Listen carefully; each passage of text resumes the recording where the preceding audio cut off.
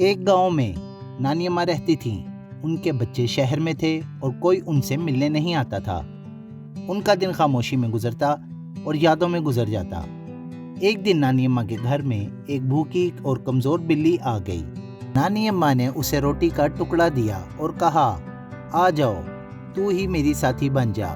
بلی ان سے لپٹ گئی اور وہ نانی کی دوست بن گئی۔ نانی اس سے باتیں کرتی، اسے کھانا کھلاتی اور تنہائی میں بھی مسکرا دیتی۔ گاؤں والے حیران تھے کہ نانی پہلے سے زیادہ خوش کیوں ہیں، مگر نانی جانتی تھیں محبت چھوٹی ہو یا بڑی، دل کو زندہ رکھتی ہے۔ ایک دن نانی بیمار ہو گئیں۔ بلی ان کے سرہانے بیٹھی، ان کی سانسیں گن رہی تھی۔ جب نانی نے آنکھ بند کی، بلی زور زور سے رونے لگی۔ اسی لمحے ان کے بیٹے شہر سے آئے۔ جب انہوں نے بلی کو ماں کے پاس بیٹھا دیکھا، وہ بھی رو پڑے۔ انہیں احساس ہوا کہ انہوں نے کتنا وقت ضائع کر دیا۔